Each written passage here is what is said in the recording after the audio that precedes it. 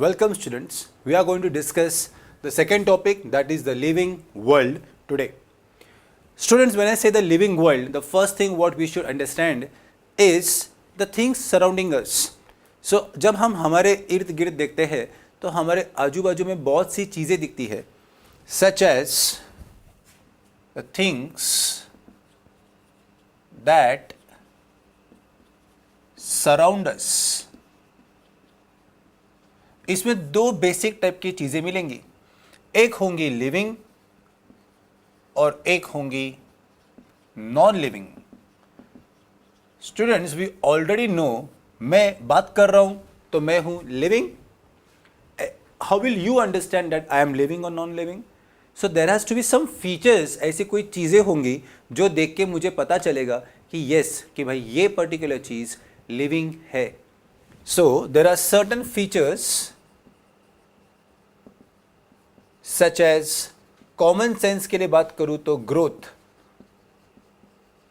Response. किसी ने आपको बुलाया तो आप क्या करते हो? रेस्पॉन्स देते हो. आपने किसी एनिमल को देखा और अगर वो आपके पास आ रहा है, जैसे कि डॉग आ रहा है, और अगर आपने उसको किया तो वो थोड़ा दूर जाता है. So that means what? He is responding to you, that you are scared and you are trying to shoo the dog away. What does that indicate? That indicates that these things are living. At the same time, can you imagine a rock on the road? अगर rock road पे है तो क्या हम rock को करके rock दूर जाता है? नो. दैट मीन्स ऐसी कोई चीज़ें, ऐसी कोई फीचर्स जो लिविंग थिंग दिखाते हैं, such as growth and response, are not shown by the non living things surrounding us. So for example, अगर मैं एग्जाम्पल की ओर से देखूँ तो किसी भी स्मॉल चाइल्ड को ले लो. A baby grows up to become a adult person, or that adult person shall be a woman or a man. इतने सारे टेन्योर में क्या क्या चीज़ें होती है? Come on think about it. आपके घर में कभी ना कभी अपने छोटे बच्चे को देखा रहेगा, आप खुद भी बहुत छोटे से हैं. So what has become to you? आप पहले बहुत छोटे थे, अभी आप 6th तक आ चुके हैं. So what does that indicate to us? That आपके अंदर ग्रोथ हुआ है. So when I say growth, what exactly do you mean by growth? So right from baby to बाबा, बाबा ऐसे ही लिखा मैंने, that is actually an adult, बनने तक कुछ चीजें आपके अंदर होंगी. Some changes will be taking place, such as आपकी height,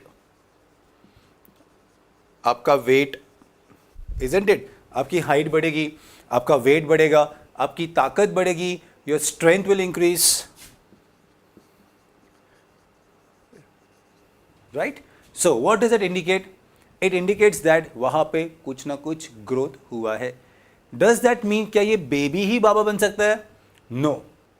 in all plants it is mainly the with the height of the stem that grows. So plants में basically the with and the height of stem grows. So how will I understand कि a particular plant is growing or not? उसका width and the height of the stem मुझे check करना पड़ेगा. So as they grow, some plants develop branches. So किसी किसी के plants के branches होते हैं और किसी किसी के plants के branches नहीं होते. So stem मिलेगा आपको देखने को and branches देखने को मिलेगा, but branches सबके होने ज़रूरी नहीं है. So there are certain trees.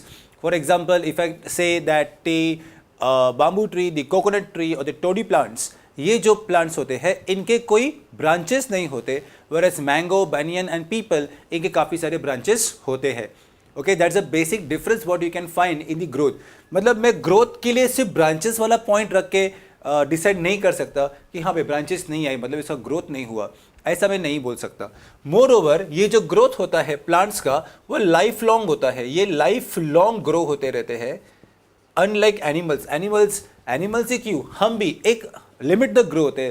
अभी हमारे पेरेंट्स है, पेरेंट्स का हाइट क्या हमेशा बढ़ता रहता है? नहीं, जितना हाइट है उतना ही हाइट रहेगा. लेकिन आप जो छोटे मोटे नन्हे मुन्ने राई है, आपकी हाइट बढ़ेगी. वाई? बिकॉज आपका ग्रोइंग एज है. हमने सुना रहेगा ना, मम्मी पापा बोलते हैं growing age. So growing age में क्या ग्रो होने वाला है? आपकी हाइट ग्रो होने वाली है, आपका वेट बढ़ने वाला है, आपका स्ट्रेंथ बढ़ने वाला है. So is my point clear? In case of animals and human beings, the growth is still a limited period of time, whereas in the case of plants it is life long, जब तक वो रहेंगे तब तक वो बढ़ते रहेंगे। Now ये सब करने के लिए हमारे लिए सबसे इंपॉर्टेंट चीज़ है food, and this is a very important concept students, इसके ऊपर प्लीज़ ध्यान दीजिए। व्हेन आई से फूड, सो मेरे लिए तो एक वड़ा पाव भी हो सकता है, एक छोले भटूरे हो सकते हैं, या फिर सादा दाल रोटी हो सकता है, मेरे लिए फूड है ना। लेकिन हम किसका आंसर कर रहे हैं स्टूडेंट्स? हम लोग प्लांट्स का आंसर कर रहे हैं, और प्लांट्स के आंसर में सबसे important source for food is, yes we know that answer, that is mister sun. So, when the sun rays fall on the leaves, they produce food. तो इसका कुछ प्रोसेस होगा, so let us start discussing the process क्या है। Now, plants make their own food in sunlight. मैंने एक word use किया, आपको नोट करना चाहिए, वो खुद का खाना खुद बनाते हैं, हमारे जैसे नहीं है, मम्मी पे डिपेंड करते हैं। They make their own food. Okay और उसके लिए क्या चाहिए उनको? सनलाइट चाहिए। So plant produce food from water, nutrients in the soil and the carbon dioxide present in the air. उसके साथ साथ मसाला क्या क्या चाहिए मुझे? ऊपर से क्या क्या मसाला ऐड करना पड़ेगा? I will need water, nutrients, and I will also need what? Carbon dioxide. CO2 is carbon dioxide. This process takes place on the leaves of the plant. So मैं अभी एक लीफ बनाता हूं।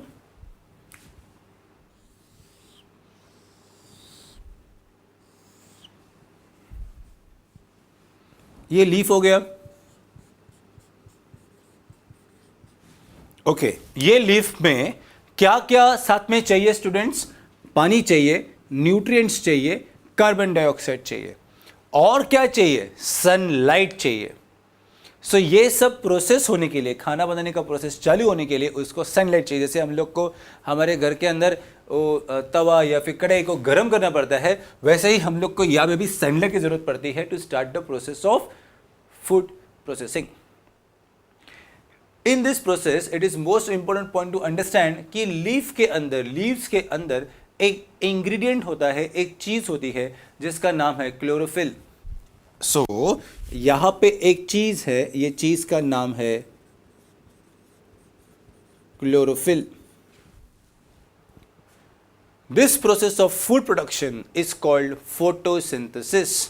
So it is brought about in the presence of sunlight with the help of the chlorophyll in the leaves. So अभी आप अगर addition करें तो मुझे क्या क्या चाहिए? कम ऑन रिपीट करो मेरे साथ। Water, nutrients from the soil, carbon dioxide from air, in presence of sunlight with the help of chlorophyll from the leaf, a process known as photosynthesis takes place, and the plants get their food.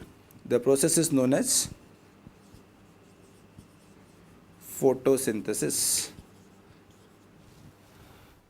Got the answer? So what is photosynthesis? Photosynthesis is a process of food production in plants. कैसे होता है वो? By using all these ingredients and they produce what? Food. Chlorophyll is also responsible for giving the green color to the leaf of the plant. Now, let's come to animals. Animals के पास ऐसे कोई speciality नहीं है। इनके पास they do not have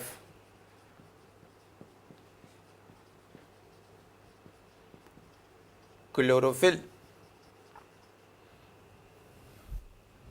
इनके पास क्या नहीं है? क्लोरोफिल नहीं है। अगर क्लोरोफिल नहीं रहेगा so they can not make own food. वो खुद का खाना नहीं बना सकते। दे सर्च फॉर फूड, वो खाना ढूंढते हैं। Animals such as goats, sheep, horses eat grass, while wild animals such as tigers and lions meet their need for food by hunting other animals which live on plants. So basically there are two types of animals. एक वो animal रहेगा जो grass को खाएगा और दूसरा animal रहेगा जो ये एनिमल को खाएगा। So this is how they get their food. This is the food cycle. Okay, that means the intake of food and the resultant growth is an important characteristic of living things. So हमने क्या देखा? Growth देखा, और plants and animals के अंदर कैसे growth होता है और उनके लिए फूड कितना इंपॉर्टेंट है, वो चीज़ हमने कवर किया. So the last statement I'm repeating again, the intake of food and the resultant growth is an important characteristic of living things. Now let us try to see a very important point that is known as respiration. So if we observe ourselves, or we observe a dog who is just trying to sleep, or we are just trying to lie down on the bed, we feel there is some movement going on which we can't control. अगर हम control करने की कोशिश करते हैं तो वो moment अपने आप स्टार्ट हो जाएगा और हमको थोड़ा तकलीफ भी हो सकता है. मैं दूसरे प्रोसेस की बात कर रहा हूँ. ये प्रोसेस है respiration. It is known as respiration. It is a important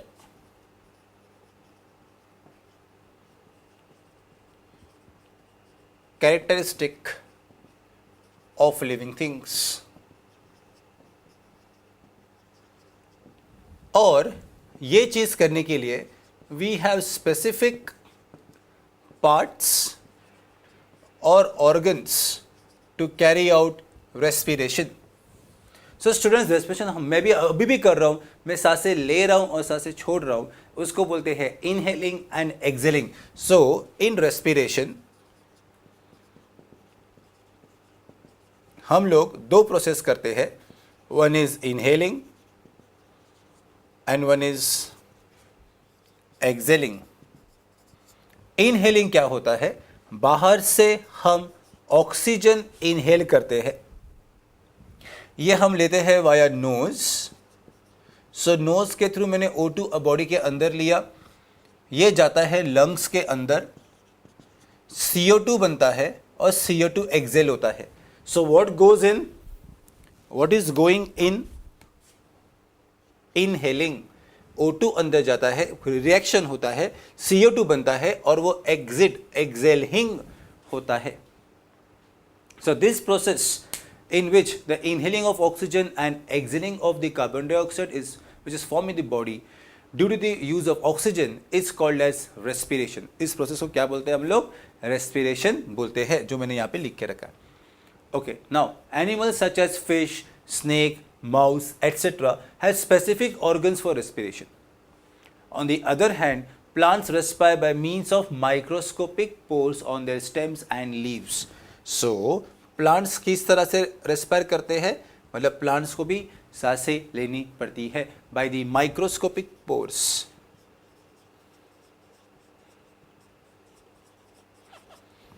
ये पोर्स कहाँ मिलेंगे आपको? स्टेम्स और लीव्स के ऊपर मिलते हैं. What about animals? Different animals have specific organs. They are a part of respiratory system. इसमें काफ़ी सारी चीज़ें आती है, जैसे कि nose, lungs, the wind pipe, your heart, ये सब उसमें पार्टिसिपेट करेगा when you go and study further. Right now we are going to the next part, that is excretion. हम नेक्स्ट लेवल पे जाते हैं, that is excretion. Now waste substances are form during the many processes that take place in the bodies of animals. So अपने हमारे body के अंदर काफ़ी सारे प्रोसेसेस होते रहते हैं. There are many processes which a body does. ये प्रोसेसेस की वजह से काफ़ी सारा वेस्ट प्रोड्यूस होता है. Okay, now this waste which is been produced has to be eliminated from the body. इसको क्या करना पड़ेगा? बाहर फेंकना पड़ेगा. सो इसका होगा elimination from the body.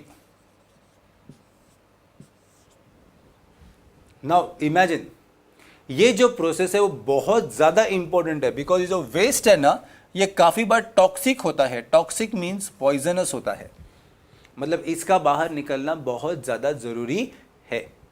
So waste substances are formed during the many processes that take place in the bodies of animals. These are called excreta. उसको क्या बोलते हैं हम लोग, इस वेस्ट को क्या बोलते हैं, excreta. Okay. Now, and the process of elimination of this from the body is called as excretion. So excreta का removal is known as excretion. Getting the point?